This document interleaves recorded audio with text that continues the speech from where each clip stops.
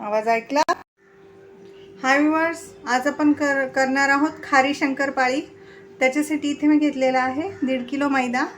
तर हा मैदा मी ऑलरेडी चाळून घेतलेला आहे। तर या 1.5 किलो मैद्यासाठी आपल्याला लागणारे साहित्य मी सांगते। 50 ग्राम तीळ, चवीनुसार मीठ, 1 चमचा भाजून घेतलेली जिरी आणि 1 छोटा चमचा भाजून घेतलेला ओवा। जिरी आणि ओवा आपल्याला थोडासा भाजायचा आहे तव्यावरती आणि हे आपण जाडसर कुटून घेणार आहे। काळी मिरी पण आपल्याला जाडसर कुटून घ्यायची, एकदम बारीक पावडर वापरायची नाहीये, नाहीतर त्याची जी टेस्ट आहे ती चांगली येत नाही।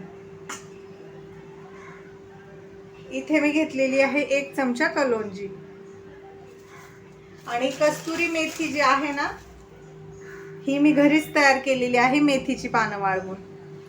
आता आपण ही सगळे साहित्य ह्याच्यामध्ये ॲड करू। इथे मी 1 वाटी तेल, 1.5 किलो मैद्यासाठी मी 1 वाटी तेल जे आहे ना पूर्ण भरून ते गरम करायला ठेवलंय मोहनासाठी, कारण माझा मैदा 1.5 किलो आहे। जर तुम्ही 1 किलोची शंकरपाळी करत असणार तर त्याच्यासाठी तुम्ही पाऊण किंवा अर्धी वाटी जरी तेल गरम करून टाकलं तरी भरपूर होईल, त्याच्यापेक्षा जास्त ॲड करू नका। इथे मी 1.5 किलो घेतले तर मी 1 छोटी वाटी घेतले। तुम्ही आहे ना 1 किलोचे करत असाल तर कमी घ्या। आता सगळ्यात आधी ना आपण ही थोडीशी कसुरी मेथी घ्यायची आहे, जास्त पण चुरगाळायची नाही आहे। हिची जास्ती पावडर बनवू नका आणि आवडीनुसार अशी चुरून थोडीशी टाकून द्या। आता हे तीळ आणि मीठ हे देखील आपण पूर्ण पिठामध्ये ॲड करून घ्यायचं आहे। आता आपण ॲड करूया कलौंजी 1 चमचा। आता आपण हे सगळं आहे ना, इथे माझ्याकडे खलबत्ता आहे, ह्याच्यामध्ये आपण कुटून घ्यायचं आहे, जाडसर कुटायचं आहे। काळी मिरी पण जास्त बारीक आपल्याला कुटायची नाही। तर आता हे मी कुटून घेते। हे पहा व्ह्यूअर्स, आता आहे ना इथे मी खलबत्त्यामध्ये ना छान असं हे काळी मिरी, भाजलेलं जिरा आणि ओवा हे कुटून घेतलेलं आहे।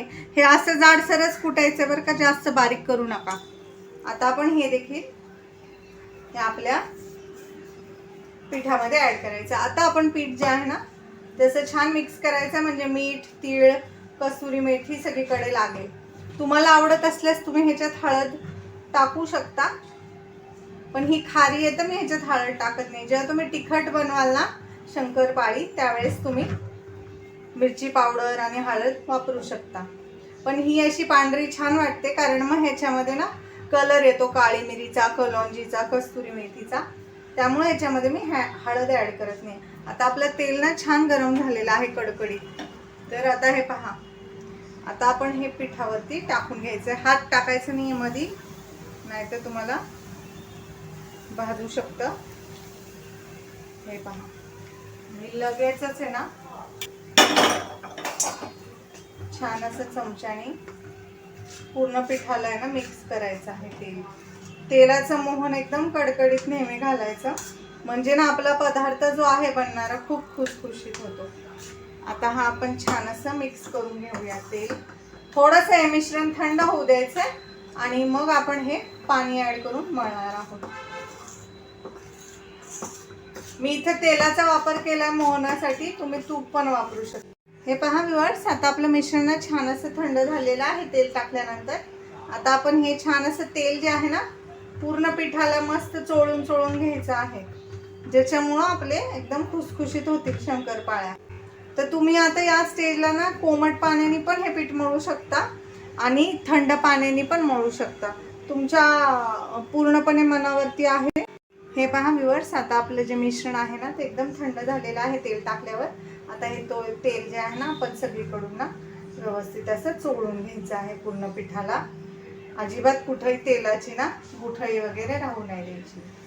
हे पहा, सगळीकडे तेल व्यवस्थित चोळून घ्या। आता आपण ह्याच्यामध्ये थोडं थोडं पाणी ॲड करून पीठ मळायचं आहे। ह्याचं खूप जास्त घट्ट पातळ असं मळायचं नाही, मीडियम मळायचं आहे, जास्तही पातळ करू नका। हे पहा व्ह्यूअर्स, आता आपलं पीठ ना छान असं खूप जास्त घट्ट आणि खूप जास्त पातळ असं नाही, मीडियम मी असं मळलेलं आहे। आणि एक छोटासा चमचा तेल घालून आता हे मी परत एकदा एकजीव करते आणि त्यानंतर आपण हे पीठ आहे ना मुरण्यासाठी 15 ते 20 मिनिटं ठेवून द्यायचं आहे. म्हणजे ह्याच्यात जी काळी मिरी आहे ना ती छान अशी मऊ होते. मग लाटताना आहे ना ती व्यवस्थित अशी सेट होते. पोळी लाटताना जेव्हा आपण ह्याची चपाती लाटू ना.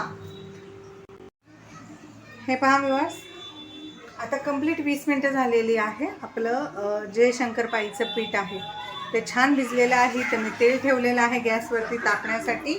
आता आपण हे ना फक्त एकदा ह्याला असं एकजीव करून घ्यायचं आहे. अजिबात पीठ हाताला चिकटत नाही.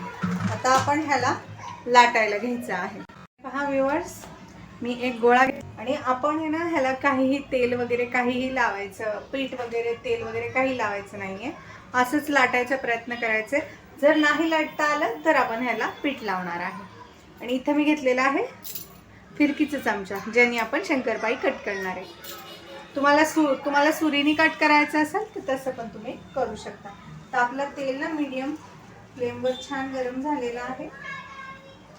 आता आपण हे लाटून घेऊया. शंकरपाळीची जी लाटी आहे ना ती जास्त जाड जास्त पातळ अशी लाटायची नाही. हे पहा, आता आपली लाटी इतपत जाडीची मी लाटलेली आहे, चपातीपेक्षा थोडीशी जाड. तर आता आपण ह्याच्या शंकरपाळ्या कट करणार आहे. तर तुम्ही ही जी लाटी आहे ह्याला पीठ वापरायची गरज नाही पडली आपल्याला.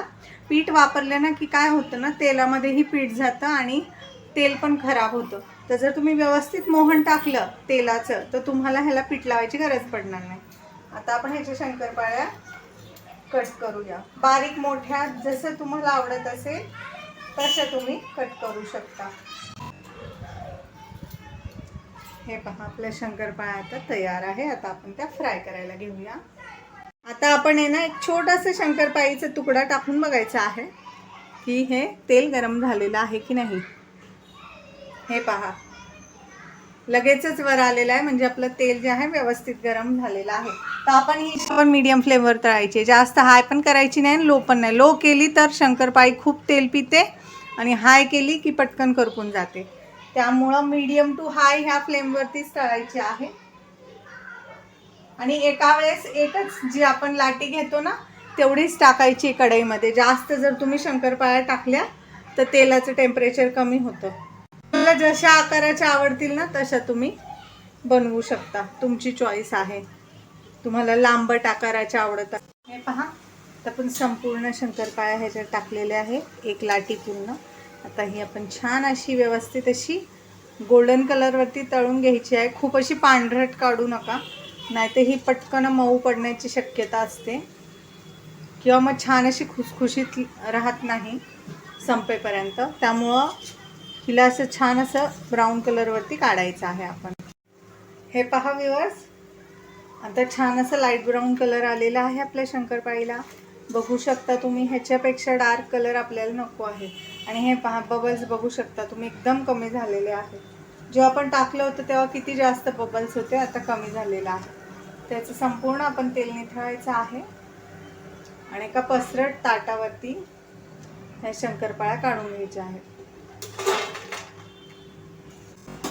पूर्ण तेल जे आहे ना ते निथळून घ्यायचं आहे आपल्याला. बघू शकता तुम्ही किती सुंदर रंग आलेला आहे. या रंगावरतीच आपल्याला तळायचे आहेत. जास्त लाईट ब्राऊन किंवा डार्क पण करायची. जी आपली लाटी आहे ती सोडते. अशा प्रकारे मी सगळ्या शंकरपाळ्या बनवून घेते आणि मग लास्टला तुम्हाला ह्याचं लुक दाखवते. हे पहा व्ह्यूअर्स, आपल्या खाऱ्या शंकरपाळ्या तयार आहेत. कशा दिसतायत ना, टेस्टी टेस्टी, यमी यमी. तर तुम्हाला जर माझी ही रेसिपी आवडली तर चॅनल लाईक करा, सबस्क्राईब करा. ही रेसिपी नक्की ट्राय करा. आता मी तुम्हाला हे दाखवते पण ह्या किती कुरकुरीत झालेल्या आहेत. हे पहा,